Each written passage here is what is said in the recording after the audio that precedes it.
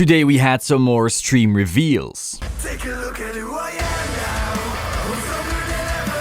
And if you ever doubted me, you should've known better. Now, before getting into it, I do want to mention we currently have these two playmats, which will remain on the site till April 12th, and after that they will vanish. So you can use the code SAVIOR to get 10% off. Also, we have mats with zones, which is pretty sweet, and this ocean playmat. Right now you can buy them without stitched borders, with black stitched borders, and also with extended art on the stitched borders. So it's not black, it's just the art bigger. So if you're into that, link in the description, use the code SAVIOR to get 10% off. Now for the reveals, first of all, we got some art from the premium collection. This was not on the stream, this was actually right before the stream. We have Glue Ball. We saw this one already, but now it's a bit more close up. We got all of this art, by the way, from a magazine that's not out yet as far as I'm aware, but will be out very soon. We also got this new Gasti art, so Dark Irregular fans rejoice. Hopefully this time he'll see play a bit more.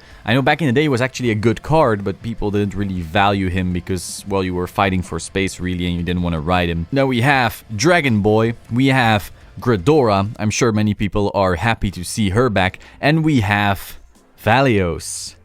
And it is not a dragon right now. It is not the dragon form. I am super happy for that. This is awesome. And the art looks so good. This looks better than any Aquaforce art we've had in a long while. I'm so happy that they decided to hire whoever. I think it's even the original artist because it looks like the same style, so that's really cool to see. Also, apparently, but this has no confirmation beyond the source who has this magazine and gave us like the pictures, apparently GB8s are coming back. Brand new GB8s. That could be really interesting, but that's probably better for a whole video on its own. However, this whole stream was all Bermuda Triangle. Just kidding. We only got Nova Grappler cards, but a lot of Bermuda Triangle merch and stuff. People in the comments weren't that happy for some reason. I don't know why. But we did get some cool cards. So first we have two rares. We have Beast Deities, Scarlet Bird. All these cards are Beast Deities, by the way, so if you're hoping to see them back, they are here. It says, when placed on R during your main phase, cost Soul Blast 1, stand all of your units. This is very handy for our boy Azura,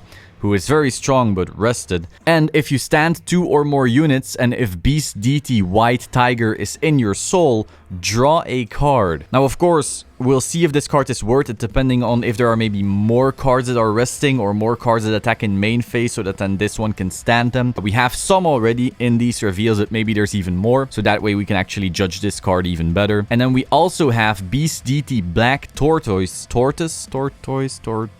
I'm not American, sorry. Once per turn, it's an act. Cost Counterblast 1 and Soul Blast 1. Stand this unit and attack your opponent's Vanguard with it. If that attack did not hit at the end of the battle, stand this unit. So you can already see how we'll see some extra multi-attack happening. This boy will swing, and then if it doesn't hit, he restands. If it did hit, you can still restand him with the other guy. So just some shenanigans going on, and especially once we then see the VR Beast Deity Azure Dragon. When placed, cost Counterblast 1, draw a card, so that's already good. We want some plussing in this clan. Call a card from your hand to R and attack your opponent's Vanguard with that unit. If that attack did not hit at the end of that battle, stand that unit. So essentially, either your opponent takes that damage, or they're gonna get the same unit banging in their face twice. Furthermore, when it attacks, cost Counterblast 1 and stand one of your rear guards. So this is basically a better version of the Perfect Razor we had before, because Perfect Razor, okay, it stood 2 things, but it costed 2 Counterblast, and so it was very easy to just whittle Nova Grappler down whilst damage denying them a little bit. So this way they're a bit more versatile, and of course that on-play skill is very, very strong, especially if we start seeing even more cards that work together